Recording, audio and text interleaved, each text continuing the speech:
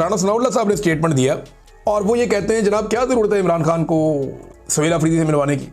मामला ये है कि इस वक्त निज़ाम कोशिश कर रहा है कि वज़ीर आला सुहेल अफरीदी की इमरान खान साहब से मुलाकात ना हो। जब तक एक्सटेंशन नहीं हो जाती तब तक तो बिल्कुल ना हो, मामला वो क्लियर हो जाए तो फिर बेशक मिलवा दें, क्योंकि इमरान खान साहब कोई एहतजाजी तहरीक चलाने का या कोई हैवी किस्म की मूवमेंट का कोई मोमेंटम बनाने का वो भी कह सकते हैं, ऑर्डर दे सकते हैं। तो मुलाकात ना करवाने में क्या हर्ज है, ये कहा राणा सनाउल्लाह ने। कहाँ लिखा है कि वज़ीर आला की लीडर से मुलाकात करवानी चाहिए? जेल रूल्स में एक ही बात लिखी है कि कैद शख्स से उसके करीबी रिश्तेदारों और वकील से मुलाकात करवाई जाए। राणा सनाउल्लाह साहब ने यह कहा। अब जेल रूल्स के अंदर लिखा है, ये रूल नंबर 92 है, ये पढ़ना चाहिए राणा साहब को। वकला, फैमिली, रुफका, दोस्त, लीगल एडवाइजर मिल सकते हैं। हालांकि रूल्स 1978 में बनाए गए। और एक और चीज़ भी है कि नवाज शरीफ साहब जब मिलते थे सबसे, तो उस वक्त ये रूल कहाँ थे जिनके बारे में राणा सनाउल्लाह साहब कह रहे हैं। तो मुझे हैरत होती है कि इन लोगों को याद नहीं है कि ये पहले भी जेलों में रह चुके हैं और इन्हें पता होना चाहिए कि जो कुछ इन्होंने इस पाकिस्तान के साथ कर दिया है, इन्हें दोबारा भी जेलों में जाना पड़ेगा। वजह क्या है? वजह यह है कि जिस किस्म का कत्लेआम हो रहा है, अब ये आसिम मुनीर साहब के खाते में तो पड़ना नहीं है, ये तो वज़ीर आला के खाते में पड़ेगा या IG उस्मान अनवर के खाते में पड़ेगा। चाहे गोली रेंजर ने चलाई हो, चाहे पुलिस ने चलाई हो, जिसने भी किया है, जो जिम्मेदारान डिक्लेयर होंगे ना, ये जो इस्लामाबाद के IG हैं अली नासर रिजवी, इनके ऊपर ये सारा बोझ आएगा जो कत्लेआम इस्लामाबाद में हुआ। तो इन लोगों को अभी अपनी मौत नजर आ रही है, उन्हें पता है उनके साथ क्या होने वाला है। और जब भी कभी इनका सारों का जो बोझ है वो आसिम मुनीर साहब के कंधों पे है। जब तक वो ये बोझ उठा के चल सकते हैं तब तक तो मामला चलेगा। आसिम मुनीर साहब अगर इस सारे मंजरनामे से गायब होते हैं या बाहर निकलते हैं तो फिर इन सबको पूछने वाला कोई नहीं होगा, ये यतीम हो जाएंगे, मस्कीन हो जाएंगे, इन्हें बचाने वाला कोई नहीं होगा। ये सारे लोगों ने जो 2 नंबरियां की हैं, ये इन्होंने इस वक्त खुश करने के लिए की है मिलिट्री एस्टेब्लिशमेंट को, ताकि अपनी पोजीशनों के साथ खुश रहें, कामयाब रहें। अब ये एक और ट्वीट है, मैं आपको पढ़ के सुनाता हूं, ये बड़ा खौफनाक है। शाहिद असलम साहब ने किया और देखें इस ट्वीट में बहुत सारी इंफॉर्मेशन भी है। मेरी उनसे बात भी हुई है, वो ये बात कहना नहीं चाहते खुद से, और वो बात मैं भी नहीं कहना चाहता, लेकिन हम दोनों की ये गुजारिश है कि आप इसके ऊपर इंक्वायरी करवा दें और एक साफ सुथरी इंक्वायरी करवा दें। और IG पंजाब तो ये इंक्वायरी होने नहीं देगा, लेकिन पुलिस को इस बात के ऊपर एक रिक्वेस्ट करनी चाहिए या आवाज उठानी चाहिए कि इसकी इंक्वायरी जरूर हो। अब उन्होंने लिखा क्या, जरा ये देख लेंगे। TLP के खिलाफ किए गए ऑपरेशन पर हुकूमती वजीर की मशकूक वजाहत के बाद अहम ओहदे पर तैनात सोर्स से बात हुई है। ये शाहिद असलम साहब की बात हुई है। थोड़े दिन पहले मैंने भी आपको सोर्सेज से कुछ इंफॉर्मेशन दी थी। अच्छा, वो ये कहते हैं कि जिस शिद्दत पसंद जमात के खिलाफ किए गए ऑपरेशन के मुतालिक इस बातचीत में परेशान कुन और खौफनाक मालूमात मिल रही हैं। खौफनाक मालूमात और परेशान कुन, मेरे पास भी इसी तरह की मालूमात है कि कत्लेआम हुआ है बड़े पैमाने पर। चंद एक सवाल गौर तलब है, ऑपरेशन पुलिस ने किया या रेंजर्स ने, या दोनों की मुश्तरका कार्रवाई थी? अच्छा, मेरे साथ जो पुलिस वालों ने इक्का दुक्का ने मेरे सोर्स से बात की, उन्होंने कहा जी पुलिस ने गोली नहीं चलाई, ये गोली लॉ इन्फोर्समेंट दूसरी इदारों ने चलाई है। उन्होंने रेंजर्स का नाम तो नहीं लिया, लेकिन उन्होंने कहा, जो मेरे सोर्स ने बताया, उन्होंने कहा जी पुलिस ने गोली नहीं चलाई।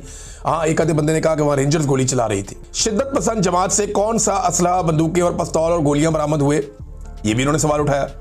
SHO को लगने वाली गोलियां कौन सी थी, किस बंदूक से निकली थी? क्या पोस्टमार्टम में ये बातें सामने आएंगी कि किस बंदूक की गोली से SHO साहब की जान गई? और याद रखिएगा, उन्हें बहुत सारी गोलियां लगी हैं, एक गोली नहीं लगी SHO साहब को, जिनकी शहादत हुई है वहां पे मुरीद के में। और एक को क्लेम ये भी सामने आया कि शायद वो उस वक्त यूनिफॉर्म में नहीं थे, वो गालिबन सादा कपड़ों में थे। बहरहाल अभी ये चीजें अंडर इन्वेस्टिगेशन है ना, ये होनी चाहिए इनकी। एक जुडिशियल कमीशन बने, वो हर चीज की तहकीकात करे, एक एक चीज को देखे, फोरेंसिक एविडेंस इकट्ठा किया जाए। अगर शिद्दत पसंद जमात ने अंधाधुंध फायरिंग की थी तो पुलिस पे, तो SHO के अलावा और कितने पुलिस वाले जो हैं वो शहीद हुए वहां पे। लेकिन अगर सामने से कोई अंधाधुंध फायरिंग कर रहा है तो सिर्फ एक बंदा तो शहीद नहीं होगा, ये भी सवाल पूछा गया और कितने पुलिस वाले शहीद हुए। शिद्दत पसंद जमात के अब तक कंफर्म्ड जांबाज लोगों को किस बंदूक की गोलियां लगी, कोई पोस्टमार्टम हुआ? किसी भी शिद्दत पसंद जमात और इनके तरीकेकार से लाख इख्तलाफ। TLP ने पहले भी लोगों का जीना मुश्किल कर दिया था, पुलिस पर हमले भी किए थे, लेकिन गोली से हलाकतों का मामला यहां पहली मरतबा सामने आया है। इसलिए हकायक का खोज लगाना चाहिए कि अपने ही लोगों पर सीधी फायरिंग क्या एक न्यू नॉर्मल तो नहीं बनाया जा रहा कि एक मामूल बना दिया कि मारो अपने लोगों को भी गोलियां? क्योंकि देखिए TLP ने लोगों को बहुत मारा है माजी में, डंडों से, सोटों से, कत्लेआम भी हुआ।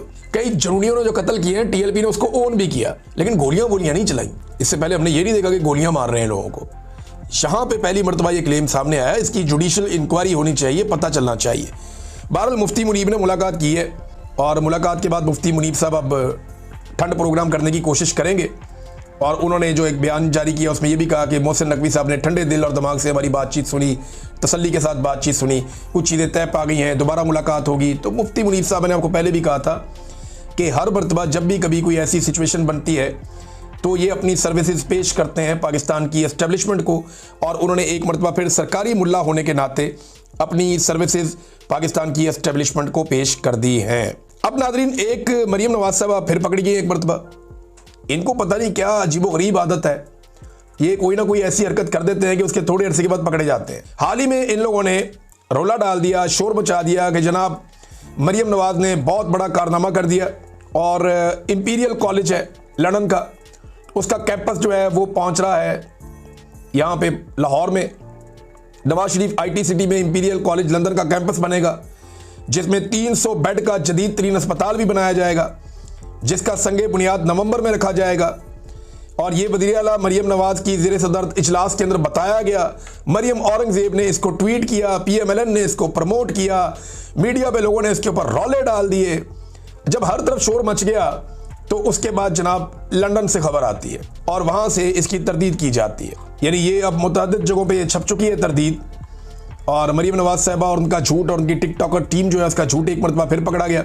जैसे एक दौर में इनका कैलेबरी फॉन्ट पकड़ा गया था, तो अब जनाब झूठ का कोई अवार्ड हो तो इनको दे दें आप, और अगर खुशामद का कोई अवार्ड हो तो शहबाज शरीफ को दे दें आप। 19 अक्टूबर को इन्होंने जनाब बड़े ढोल बजाए और बड़ा रोला डाला कि जनाब हमने ये कर दिया और हम ये करने जा रहे हैं कि इंपीरियल कॉलेज लंदन लाहौर में अपना अस्पताल और कैंपस बनाने जा रहा है, और टका के इन्होंने इश्तिहारबाजी कर दी इसके ऊपर। लेकिन जब पाकिस्तानियों ने रब्ता किया वहाँ डॉक्टरों से इंपीरियल कॉलेज में बराह रास्त, तो वो सारे हैरान थे। उन्होंने कहा जी ये कब हुआ, ये खबर तो हमने कभी सुनी नहीं। उन्होंने वहाँ से ये क्लेम कर लिया।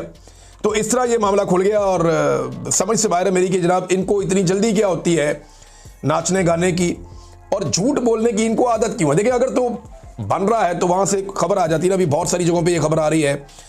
ये शहजाद अकबर ने ये खबर कंफर्म की है, मैं उनकी तरफ से बता रहा हूँ, मैंने ज़ाती तौर पे पता नहीं किया। और इनके अलावा जो है अरसलान बलोच साहब, उन्होंने भी ये बताया, बल्कि अब ये कुछ जगहों पे छप भी गया है। 21 अक्टूबर 2025 को उनका एक स्टेटमेंट भी आ गया है कि reports that Imperial College London plans to open a campus overseas are incorrect.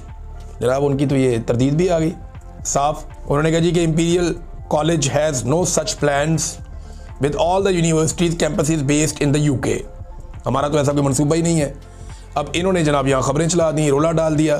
तो इन्होंने जैसी झूठी हुकूमत है, जैसी जाली हुकूमत है, ये है ही सारे जाल साहब। नाज़रीन, इस व्लॉग में अब तक के लिए इतना ही। अपना ख्याल रखिएगा, अपने इस चैनल का भी। अल्लाह हाफ़िज़।